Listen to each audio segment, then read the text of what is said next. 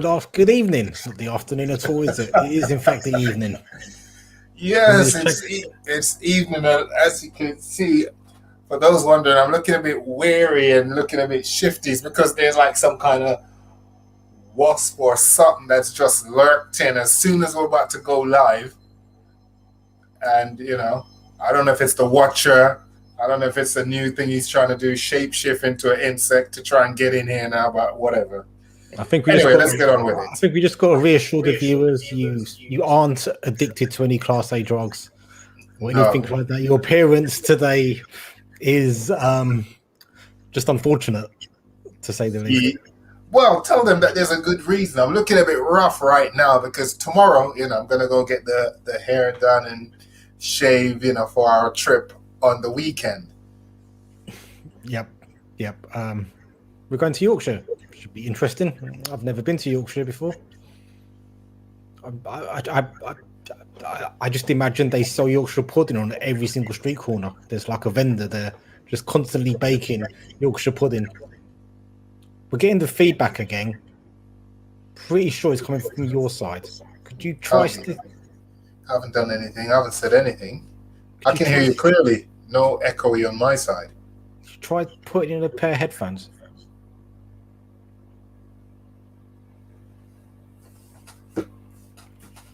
Anyway, whilst you're doing that, we're here to talk. Just an insect. Don't worry about it. Yeah. Can you get out my room? Anyway, whilst he's dealing with his issues, we're here to talk about Venom 2. I would describe Venom 2 as an enjoyable movie. If you're looking for something with a great storyline and amazing writing, you're not going to find that with Venom 2. It is very much a run-of-the-mill Marvel. Well, I'm not going to say even Marvel, a Sony-made movie. But I'm going to put my headphones in as well because I can still hear the feedback. But I think the one thing that does make the movie good and in fact very enjoyable is the performance again of Tom Hardy as not only Eddie Brock but as Venom, and just the beautifully comical relationship they both have. I see Davian's got a beautifully comical relationship going on right now. Do you want to talk about what you thought of the Venom movie? Yeah, I'm having a wonderful relationship right now with this insect, whatever it is that's just flying around in my room, in 1080 pics as well too, so it can be seen clearly. And yeah, but yeah, no, going back to Venom, I like you said, touching more on what you actually said. I mean, it wasn't exactly, their writing at its best, but the performance and the chemistry, I think, what the cast had, that's what made it work. Hmm. More so the original cast, like the new villain. I really enjoyed actually Woody Harrelson as Carnage. Yeah. I thought he was exceptional. He played it perfectly, just how you expect Carnage to be. I didn't like the creation of Carnage. I thought it was a bit silly. It's not too dissimilar to how it happens in the comics, to be fair. Literally, so it's just like from the blood, Yes, just like that. it's not too dissimilar. So at the end when Venom walks in to fight Carnage, Yeah. and Venom's like, "Oh no, it's a red one. We're not fighting a red one. I'm leaving." That kind of hints towards the fact that Carnage is not only born from Venom, but is also born from Cassidy Cletus's blood. Hence the reason he's red. So that's what makes him kind of more powerful, and why Venom was scared of a red version of a symbiote. Oh, I just thought it was to basically like all the offsprings are red, which is why No. he probably reacted like that. No. So he was a special type of offspring where the bond between him and Cassidy, at least on a physical level, I wouldn't say on an emotional level, was stronger. Ah, So I that's didn't what. realize. So that means Carnage can do more, basically, and yeah, that's why Venom was initially scared of Venom. But you would have thought he would have still had the advantage, considering they've been Venom a team longer than he has been with Carnage. Yeah, but you got to remember as well, like Venom, he even says it himself in the first movie that he was a bit of a loser, where he came from, and being on Earth allows him to be quite cool. But yeah, Venom isn't a hero in your typical sense. He's like he's still a very insecure symbiote, Venom, and you can see that from the conversations he constantly has with Eddie Brock, where he keeps on wanting Yeah, Eddie Brock to like reassure him and reassure him. Yeah, apologize to me, Eddie. Yeah, say it like you mean it. Yeah, no, it's almost kind of like he's a child, like a teenager, like he's not fully matured yet. So some of his antics, how he behaves, is that of a child. Yeah, a little bit. In the comics, he does have that same kind of dark sense of humor, but it's actually a bit. I think for me, it's a bit darker in the comics than it is in the movies. But I think this iteration of Venom does work really well, because I think if they tried something different, I don't think these movies will be that watchable. If you want me to be perfectly honest, I think this dynamic between Venom and Eddie Brock they have works perfectly. Yeah, or it could also be the fact that possibly is that you? Yeah, I'll just phone my friend over here. Possibly, I think maybe because they're thinking of redoing a Wolverine movie where they want it to actually be R-rated, like proper dark. Then maybe they just didn't want to have too many fully dark movies. So maybe because you've got what's it called, Deadpool. Even though Deadpool has got humor, Deadpool is technically dark because it's just got loads of killing. There's no, it's full of dark humor and a lot of killing. So it's like it's an R-rated film. Whereas I think they don't want to probably go down that road too much, because then you're gonna isolate the market in terms of your fan base. Because the more people that can go and see it, is the more money you can actually make. So if you have it appealable, to a wider range of audience age group, then it's actually better. Whereas you'll still have the ones who will still get to enjoy the darker ones, like the Deadpool and possibly, the Wolverine remake. Because the last Wolverine, I know we're kind of going off topic, but the last Wolverine, it was Logan, wasn't it? Yeah, the last about Logan. Yeah, that was kind of dark in a way. It was good. It was extremely dark. It wasn't like just a little bit dark. It was very dark. I'd even say it's darker than any of the Batman movies which have been done. Yeah, so that's what I'm saying, and that worked really well. I think it would have been. I think a lot of people would have probably preferred if the other Wolverine movies were along that same path. Let's not talk about those other movies, because they're really not worth talking about. Well, I did, X-Men Origin Wolverine. When he, I liked it just for the simple fact that I got to see my childhood character, that I loved the most in X-Men, which was Gambit.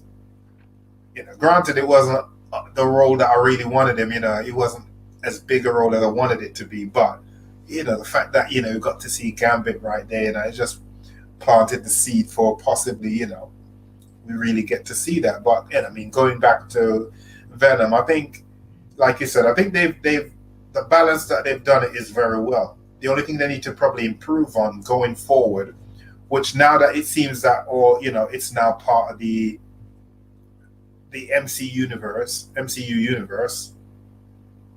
the writing will now Well, be improved. this is, I think, something we have to talk about. Let's just finish talking about the movie itself. So it had a few good appearances, such as appearances from Shriek, who's also in the movies, in the comics, sorry, as Carnage's girlfriend. Additionally, Stephen Graham's character, he plays a detective. You see his eyes light up at the end of the movie. Yeah, what was that about? So essentially, in the comics, that character, becomes another symbiote called Toxin. Oh, really? And Toxin is kind of regarded as even more powerful as Venom and Carnage. Wow. What's his abilities? What does he do? Just an even more kick-ass version of Carnage, basically. So, yeah. So I think it was a decent movie. It kind of hit all the points, and it kind of it gave enough fan service for us to be happy.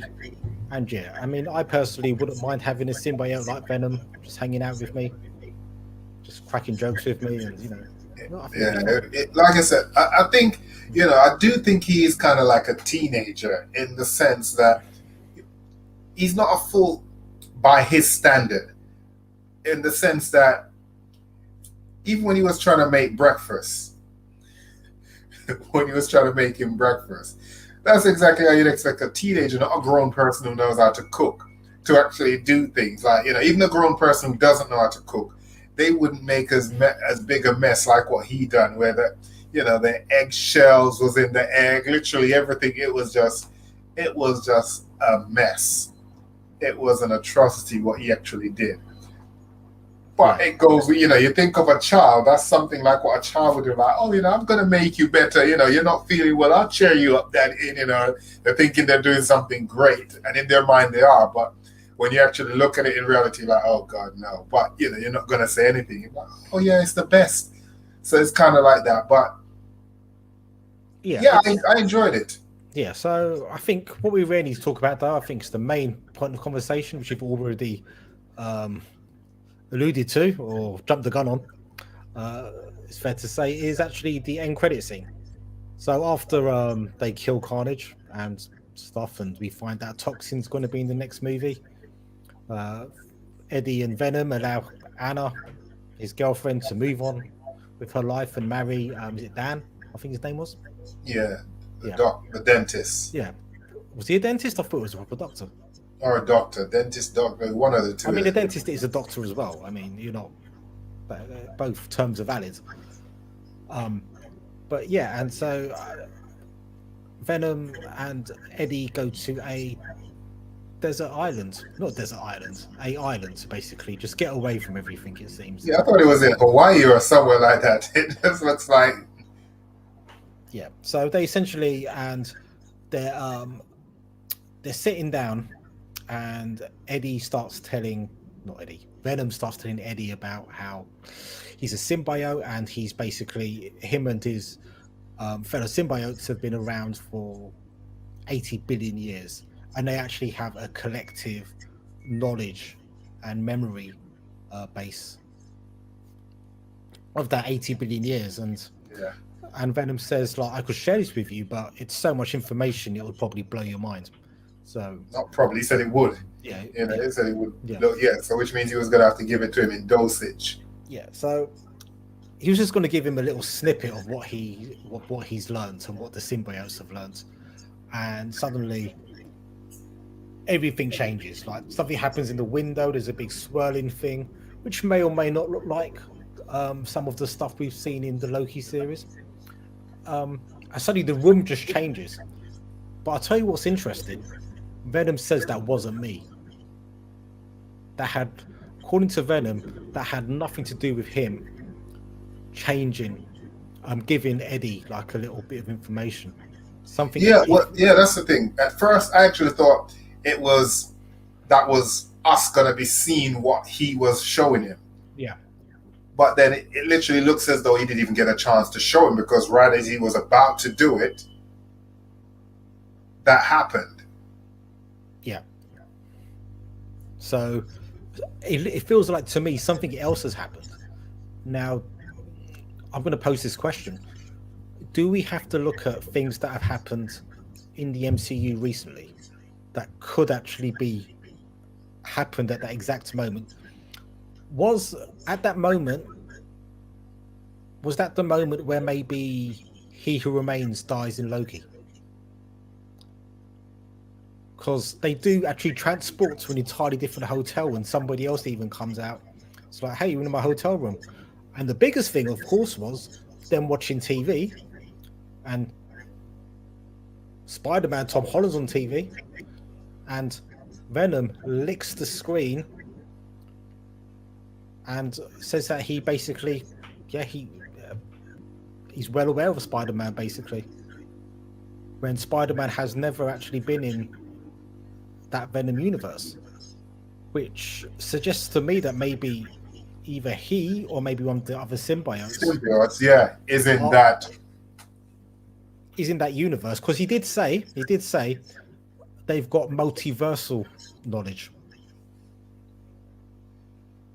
So that does, well, not only suggest to me, it states that basically that the symbiotes have a way where maybe they can transfer their memories to each other across the multiverse.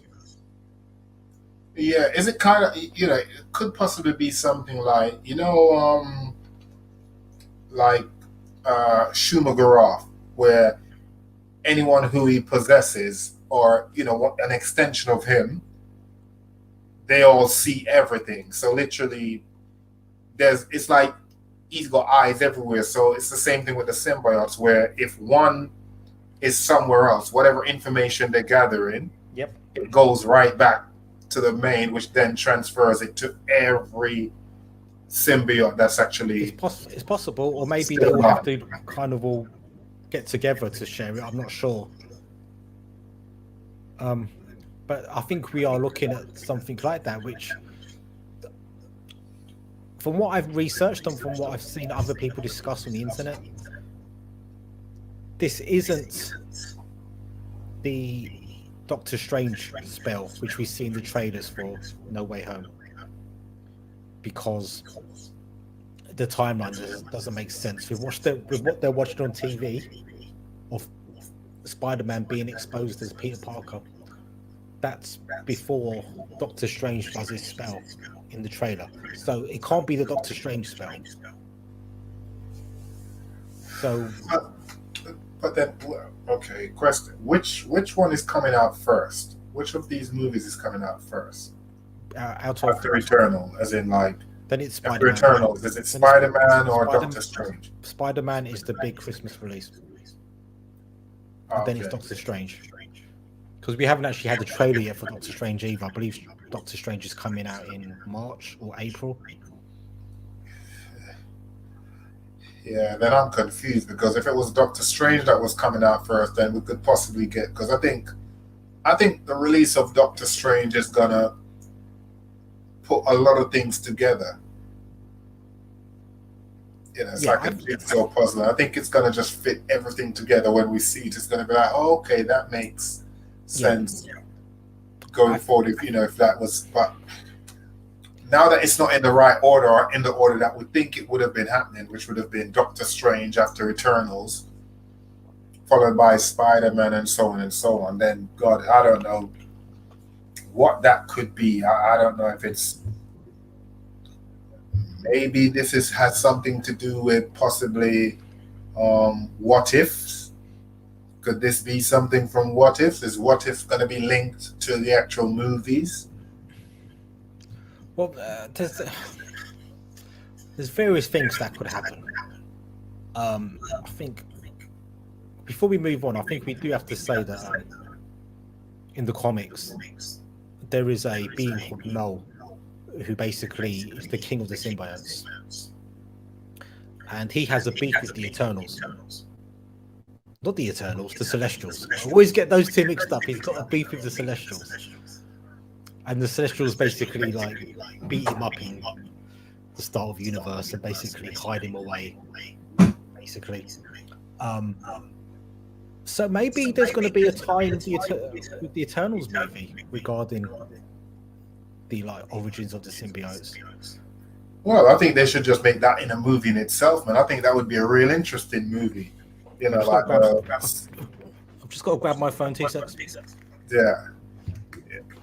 I'll take over. Yeah, I think that would actually be a real interesting movie. You know, the origin of these symbiotes, just to actually get a wider perspective of their origin and where they come from and how they actually fit in the whole MCU universe with the Celestials and all those other beings, and who knows what else is out there. So I just sent another funny Watu meme. If you can see that. Is he watching? He's watching again. That man never learns his lesson. He's a serial offender. But yeah, so there's potentially lots of crossover. The other thing as well is the Venom movies have never actually established why Venom looks a bit like Spider-Man. Yeah, it's a good thing you said that, because my next thing was, will we now finally get to see Venom possibly linked to Spider-Man, then comes back to Brock where he now has the web? Well, because he's going to have the webbing at some point, isn't he? Venom doesn't need webbing. But he does eventually get it, don't he? Not really. Or it's only when he's linked to Spider-Man he had the web? Yeah, and even then it was basically. Because in the comics, basically, and again, it was actually a multiversal.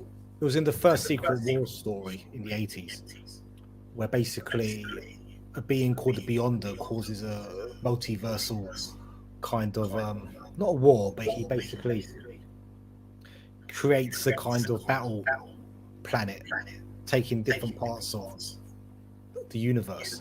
And the symbiote basically is part of those universes or planets from the universe, and basically attaches itself onto Spider-Man. And that's how Spider-Man gets his first black suit.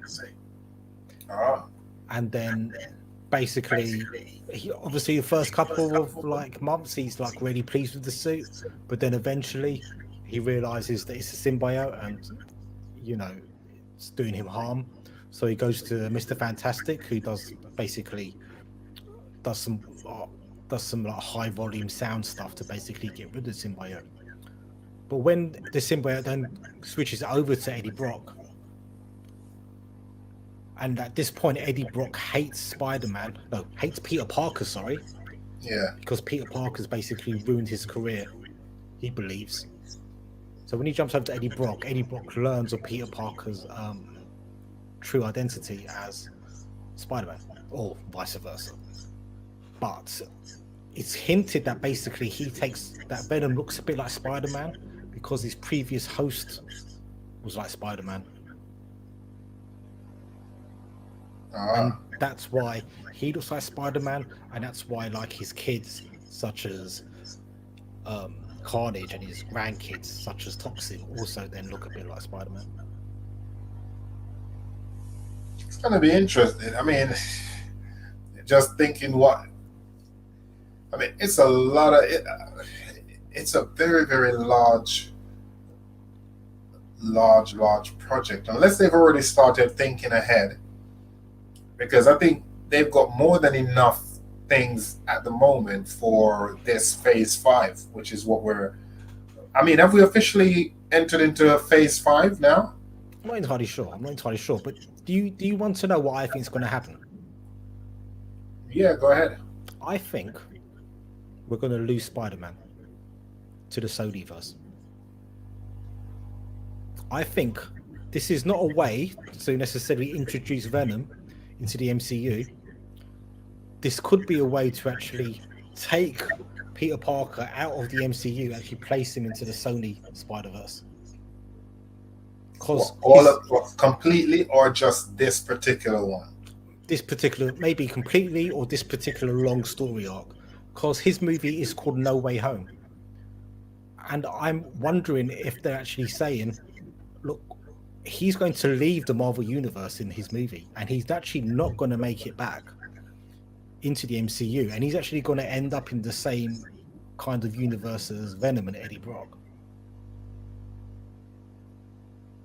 But ain't oh yeah, they weren't, were they? They were Sony, they're not MCU. Yeah. So I think this is actually. I wonder if there's been some negotiations behind the scenes, and obviously Sony really want to get the Spider-Verse off the ground. But you can't get the Spider-Verse off the ground without Peter Parker. Like you can't. Like, what's the point of calling it the Spider-Verse without Peter Parker? It's like having the Premier League without Liverpool. It's like pointless. But if they're gonna do that, the only because in going back to Spider-Man, the animated series that we grew up on, Mm-hmm. Eddie Brock and Peter Parker were roughly the same age, weren't they? No, Eddie was a bit older, but roughly, I mean, it's not a huge age difference. Yeah, there weren't a huge age difference. The only way this could work in this one now is if they use this Eddie Brock and possibly that Andy Garfield Spider-Man if he is going to be in No Way Home as well, because they would roughly be around the same age, because Tobey Maguire's Spider-Man, Peter Parker is way older than Tom Hardy, and Tom Holland's Spider-Man is he's not even graduated from high school. What is he, about 16? Yeah, 17, probably about 17, 18 now. Cause yeah, I think he was 16 in the first one. Yeah, Eddie Brock is about what, 35, 36. Yeah. So you can't have that dynamic where he's got that hate for Spider-Man based on, Peter Parker ruining his career, because that wouldn't go. Unless they're gonna find a way to do it without, sometimes I kind of miss out certain stories to say that's how it, they kind of rewrite the history of how. Okay. Just rewind the conversation so we can answer this point. Venom already knows Spider-Man. Now he might not know him personally, but it feels like one of his symbiote buddies might know him. So though our Eddie Brock doesn't know him, I get the feeling that the story moving forward will be that Venom's going to have some kind of old historical beef, or some beef passed to him from another version of himself, or another version of Eddie Brock from another universe. Unless it's the one from the Tobey Maguire. Exactly, yeah. One, which is how he's aware of Spider-Man. Exactly, we could have a situation, because remember, like, in the Spider-Man trailers for No Way Home, we've seen potentially 5 supervillains, which might feature in the movie. Now, one of Spider-Man's big nemesis in the comics has been the Sinister Six, so that means that potentially there is one supervillain which hasn't been accounted for, and that could be Venom. So we could see like Venom turn up in No Way Home, but then he wouldn't be going after. He wouldn't be going after the MCU Spider-Man, as in Tom Holland Spider-Man. Maybe they don't. Maybe they don't discriminate. Any Spider-Man would do. He's like, yeah, you beat me up in early 2000. Yeah, that wasn't me. I wasn't, sir. I was in the nursery by that age. I was just born. Yeah, well, you're gonna get it for that guy. You look like him. Well, remember, this is the multiverse. Like a different iteration of you, like destroyed the career of Eddie Brock in another universe. And we all know that Venom does, as much as they argue in the movies, Venom does, in a family way, love Eddie Brock a great deal. Yeah, he's very protective of his Eddie. Yeah, it's gonna. I wish I had a Venom. No, we are. I think it's gonna be interesting though. Like once these movies come out, Eternals, and then Spider-Man, because that is the next one, isn't it? In the Marvel, there is Spider-Man definitely. No, it's Eternals next, then it's Spider-Man. Yeah, as in after Eternals, Yeah, it's Spider-Man. Spider-Man. Yeah, so just to go back, what do you think? Do you think that maybe this is actually Sony's way of getting Spider-Man? Like they said to like Disney, you've had your fun with Spider-Man, now we want him back. Thanks Well, for all the money. Because we've got the well, Mobius movie coming out as well, so they are expanding the that Spider. looks, that looks incredible. I'm definitely looking forward to that one. That really looks well done. Um, my only thing is, what if they go down the road where they possibly have, because like for instance with DC with this Batman that's coming out with Robert Pattinson. Do we have to talk about that? Right. Yeah, because I'm going somewhere with that one. They're saying that that's Batman from an alternative Earth.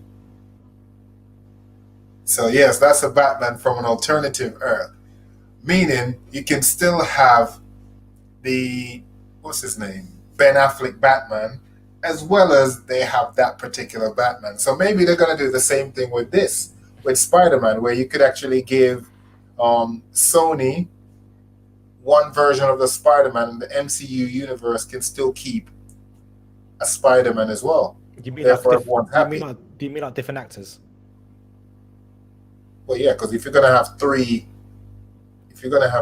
Spider-Man coming out I think in, the issue, in No Way Home. I think the issue here is that people love Tom Hardy as Spider-Man. Like You mean Tom Holland? Tom Holland, sorry, not Tom Hardy. He would also make an interesting Spider-Man, in all honesty. A second. I mean, down the line, now that we have a multiverse, you could have DC in the MCU, and it's already been acknowledged that Superman comics Yeah, do exist in the Eternals, because Superman is referenced in the Eternals movie. So, I mean, if the studios can get their stuff together, anything's possible. But so that's what I'm saying. They could possibly do with the Spider-Man, where you could give one version to Sony, and Disney, or should I say MCU, gets their version as well. the thing And is, you have your own, where the stories, you have some villains that go to that particular one. Kind of like what they even did in with X-Men, with Quicksilver, where X-Men got Quicksilver. yeah, but they did have to make a deal that you kill off your Quicksilver. You're not doing anything else with him. You kill him off really quickly. Well, maybe that's what they're going to do now, because now technically, this possibly, maybe No Way Home could possibly be the end of Phase 4. And then the ones going forward now is going to be Phase 5. So No Way Home, as in tying up the loose end with this Spider-Man with Tom Holland, and which is the last of that whole genre, is the end of that. That's just closing the chapter on that, and then going forward now it's just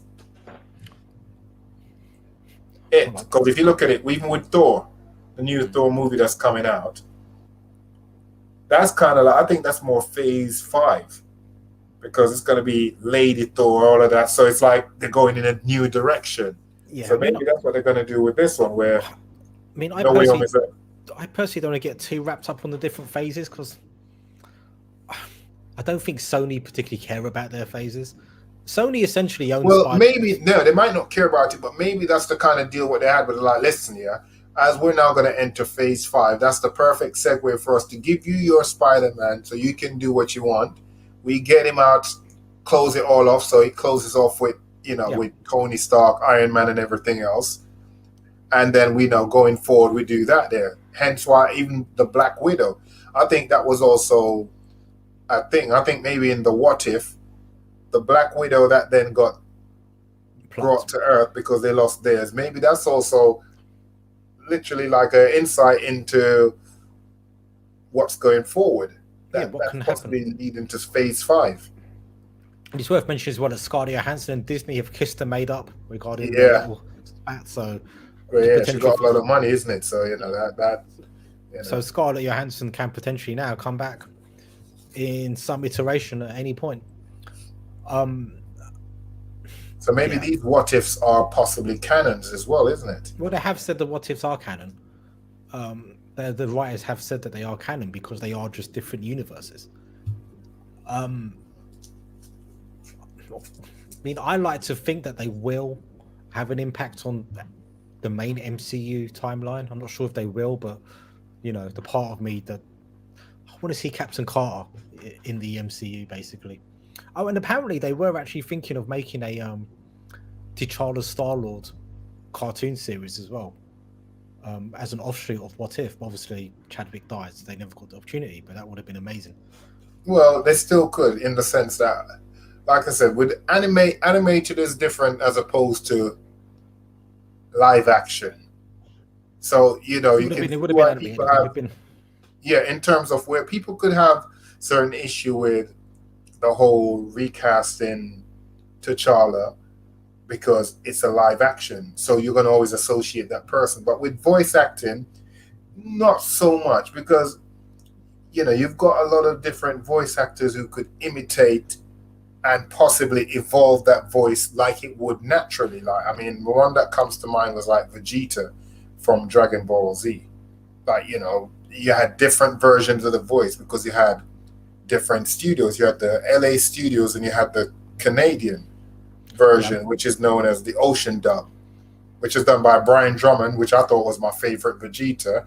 But then when they completely stopped filming in Canada and started just going with the American, the LA version, he started off trying to imitate Brian Drummond's voice, and then slowly, as the character evolved naturally, his voice changed as well. So they could do that in terms of the whole Star-Lord if they made an animated series, because again, it's voice acting.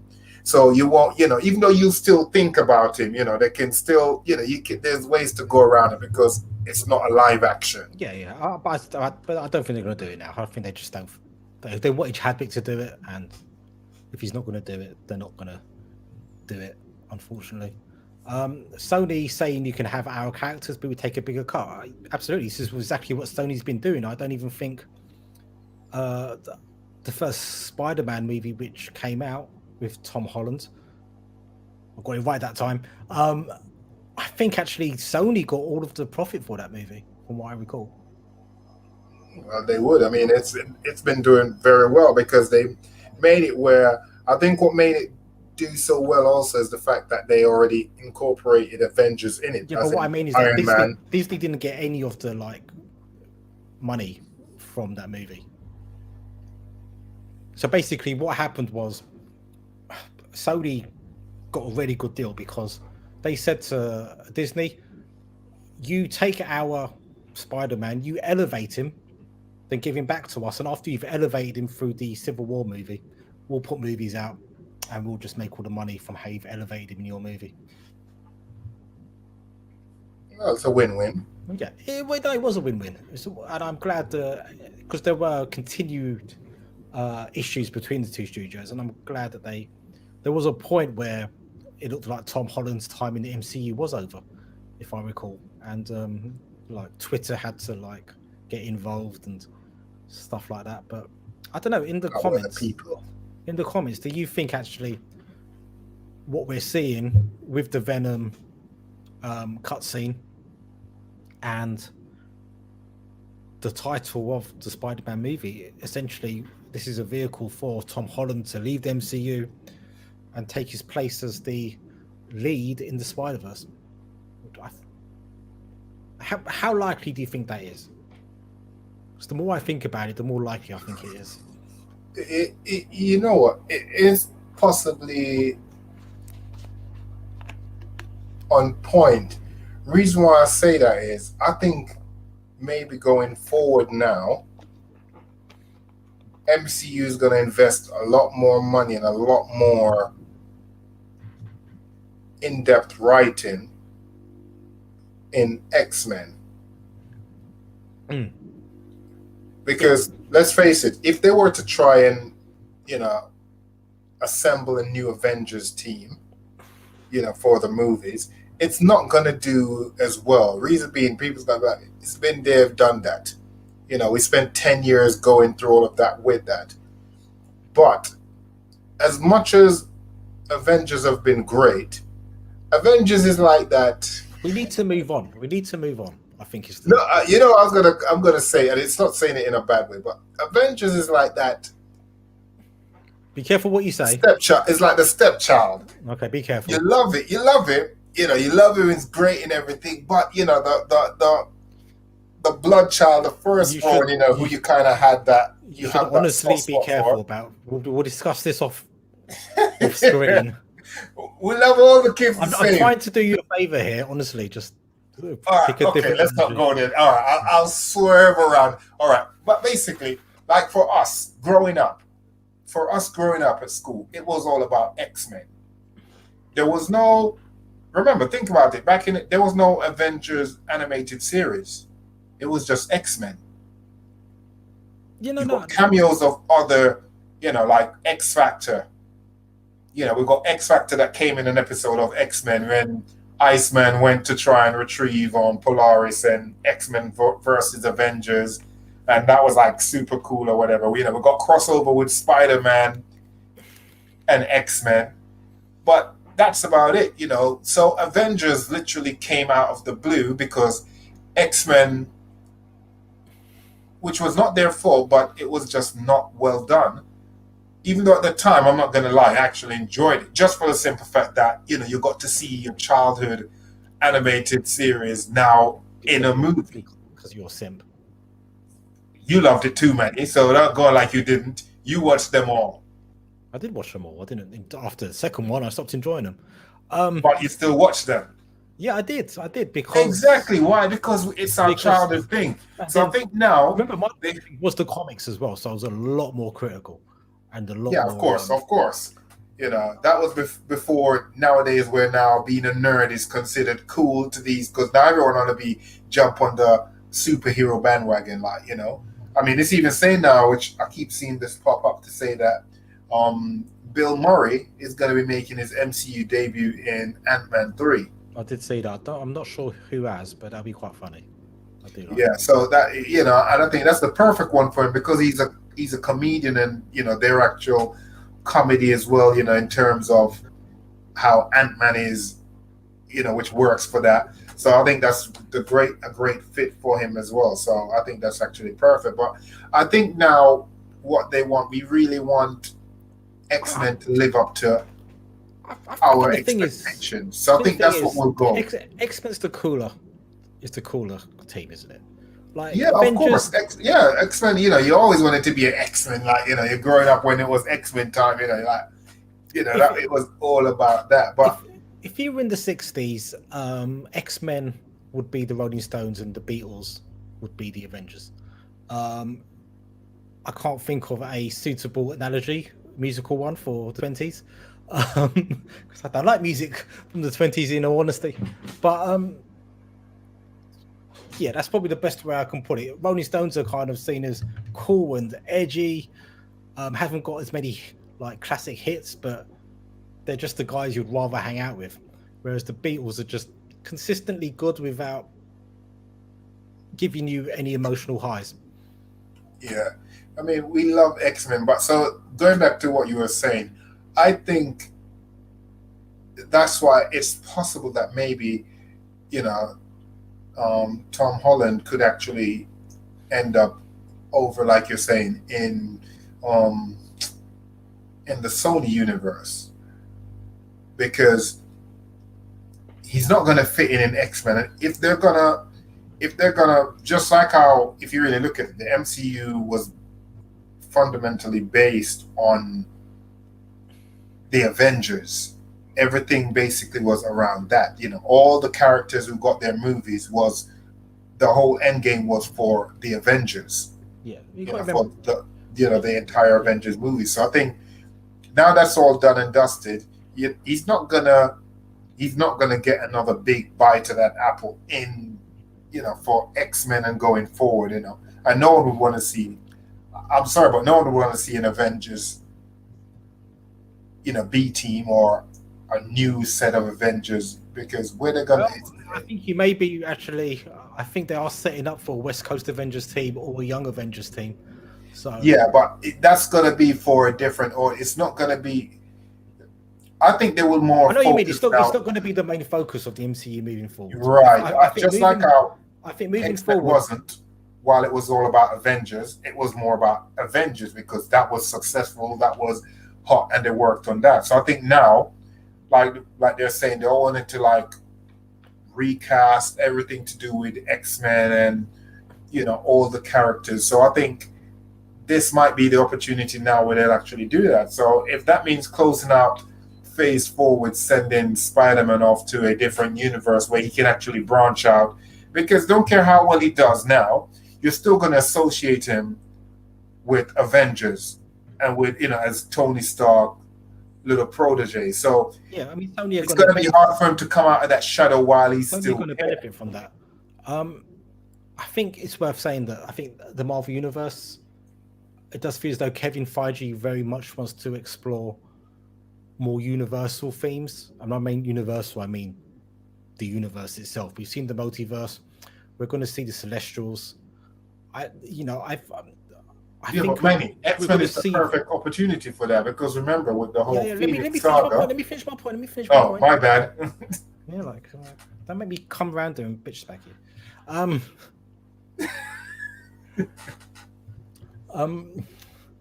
Yeah, so I think he really wants to explore like where the origins of life itself came from in regards to the MCU. I think he wants to get pretty deep. I've seen spoiler-free reviews of the Eternals, and people have said it's going to be one of those movies which you're either going to love or hate. If you love movies which make you think deeply about the origins of the soul, the universe, mankind, humanity, life, not just on Earth but across the universe, if you like thinking about those things, you're going to really enjoy this movie. It's like a space odyssey type thing. If that's not really your thing, it might just go right over your head and you might not actually enjoy it too. So exploring the universal stuff is really good, but it doesn't guarantee you a full audience. However, for that reason, he still needs something based very much on planet Earth, which people can relate to. And the X-Men is that perfect story to tell on Earth, and the X-Men is about a civil rights movement, and that subject is as important now as it was in the 60s when Stan Lee first introduced the X-Men to the world. So I think the X-Men can be the perfect foil for the telling of those. It would be a break from telling those really deep stories about the universe. And they already ruined the Phoenix saga. So I'm not sure if Kevin Feige is going to go back to that and tell it properly, or it's just going to be like, no, they've ruined it. I'm not going back to that. They could, because it wasn't. It's forgettable. It's very forgettable. So, which means they can actually do it and do it right. I mean, I would like to see them do it right, but at the same time, I totally get it if Kevin just thinks, you've sullied and soiled this beyond repair. I can't even look at the Phoenix saga because it just disgusts me so much what he done to it. Yeah, but again, at the time, you know what? It's one of those ones. It's like if you go to a restaurant and there's nothing on the menu that you can actually enjoy, but you just take something and you just thought, you know what? I'll just do this because I'll just die if I don't. And you have it. Okay, it was fine. But the reality is now that you're actually able to have options and look back, you'll be like, no, actually, I want to just forget that meal and I want to do it right. And I think that's what they can actually do with the whole Phoenix saga, because that was an important saga. Yeah, I can see it both ways for Kevin. I can see him wanting to right that wrong, or I can see him just being like, something, leave it. It's been done. It's in the past. There's other stories we can tell. But there is also a way in which Venom could play a prominent part in the MCU. We've seen Valentina setting up a team potentially of either Dark Avengers or some kind of Thunderbolts team. Yeah. Venom does play a prominent part in the Dark Avengers. So, if there was, if I'm wrong, and actually Tom Holland does remain a staple part of the MCU, maybe we'll see MCU Venom come over and actually become part of Valentina's Dark Avengers team, which could also be quite interesting. Yeah, but Venom is not really a team player, though, is he? And that's the beautiful dynamic of him being on a team. It tells great stories of him trying to get along with his teammates, not trying to eat their brains. Yeah, I could see him actually doing that. It's beautiful. It's beautiful.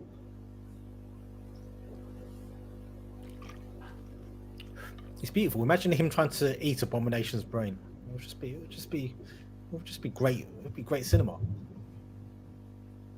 Yeah, I'm looking forward to seeing what direction they go in.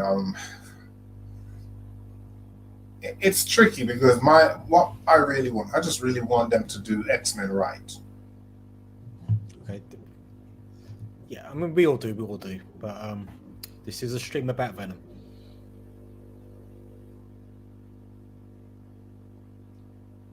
Yeah, but now we don't know what's going on. I mean, we don't know what universe, as in we don't know what universe Venom is in technically now. No, we don't. I mean, we don't know. I mean, it would be an awful way to introduce the X-Men through Venom, but anything's possible. But we've done 52 minutes. I think we've exhausted all of the theories which are possible.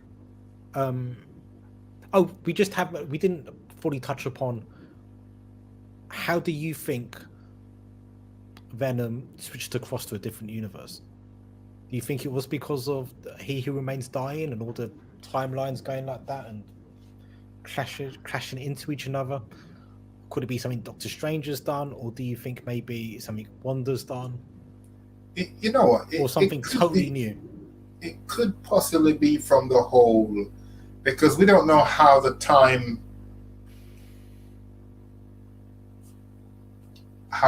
is actually moving.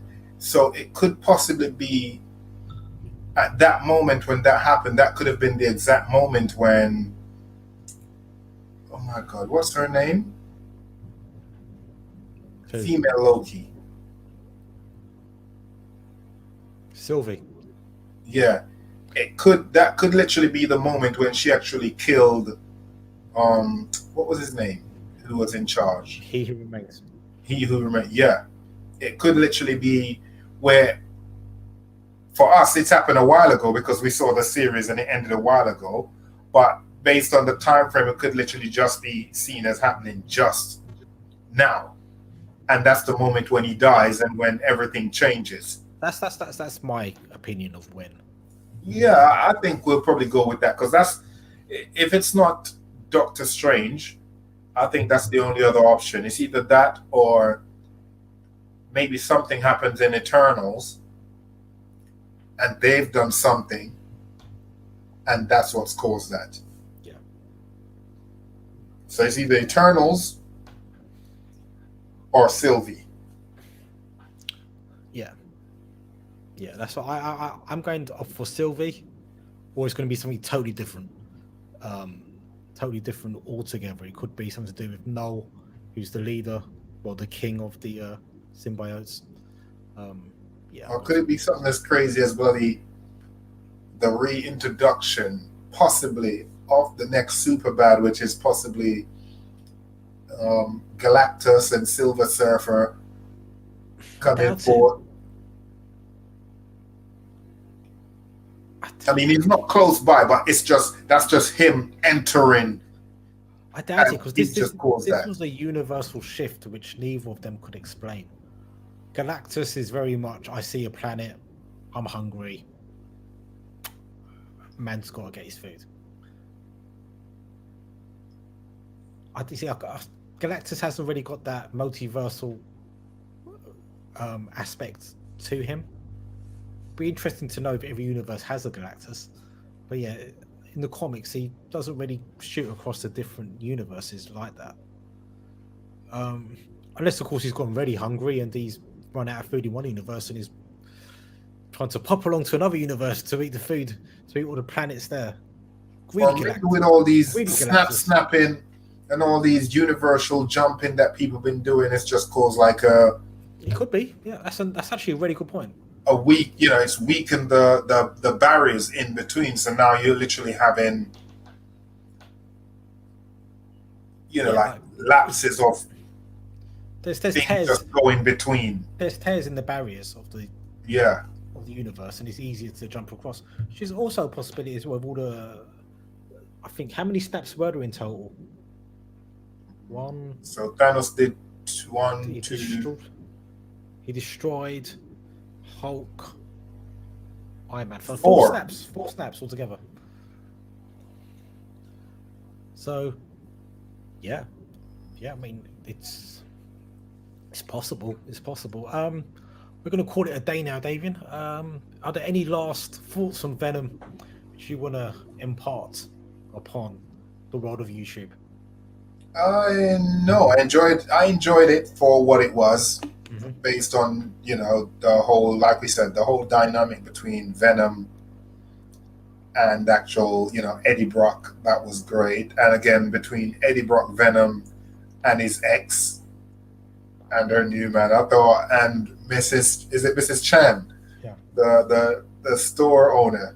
Chen, yeah. Yeah, they were all. I think that was all really, really well done. So, based on that, it was great. It's good if you haven't seen it. It's good to go and watch.